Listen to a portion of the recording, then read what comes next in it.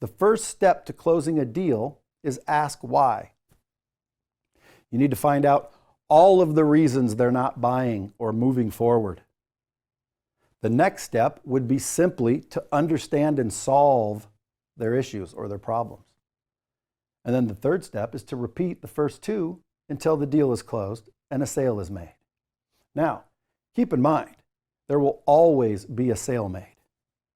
Either you'll close the prospect or the prospect will close you on the fact that they're not buying. But one way or another, a sale is getting made each and every time there's a game played. Just like every time there's a dance, there's always an end to the dance. Dances just don't last forever, and a sale is always made. Just remember that. Listen, just so you know, you're never going to close every deal you touch. It's just not realistic. So don't worry about the deals that you don't close.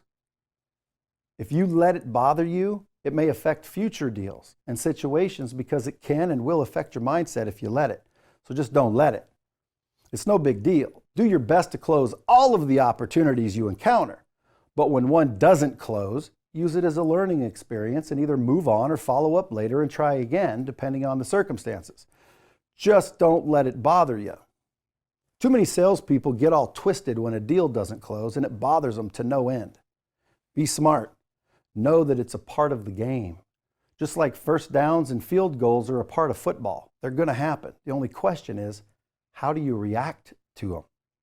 And as you know, that is completely under your control. You decide how you're going to react to anything and everything. So just make it positive and move on down the road to a new opportunity and keep playing the game. It's a numbers game. The more you play, the more you win. I think that's probably true for everything, even the lottery. So just keep playing and don't get frustrated and quit. Eventually, you'll be helping other people learn what you've learned over the years.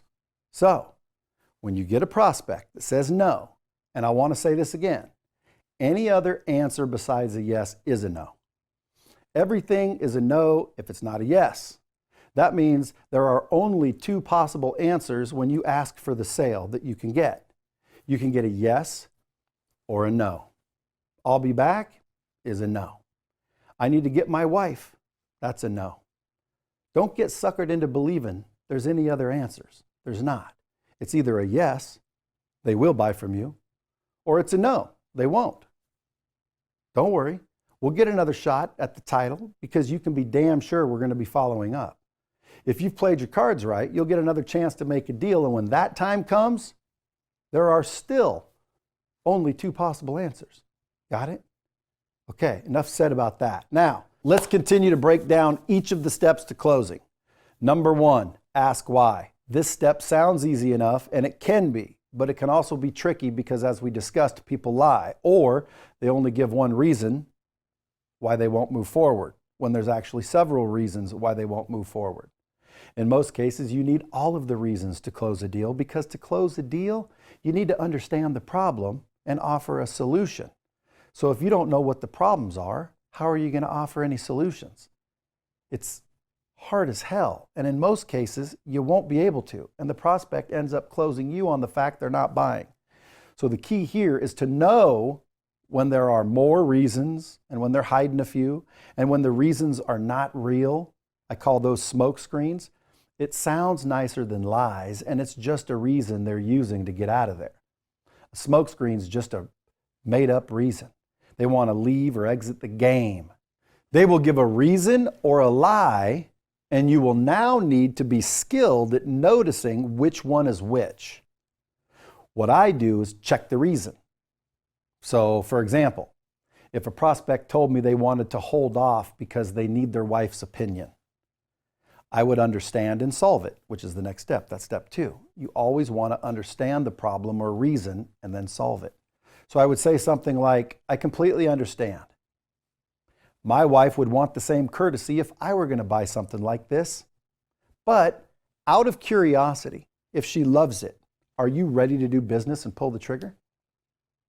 You see, I'm just checking the problem or the challenge or the objection to see if it's legit. You do that by simply offering a solution or a question to isolate and validate it. If the wife is the real reason and it's the only reason, he would say, yeah, if she loves it, we're ready to go. If he doesn't say yes, then it's not the real reason, okay? Or it's not the only reason. And that's for sure. See, that is all you are really trying to do, is find out the reason they won't move forward and then check to see if it's real without pissing off your customer, seeming rude or coming off as high pressure. Have I already told you that high pressure, old school tactics are dying? Because they are.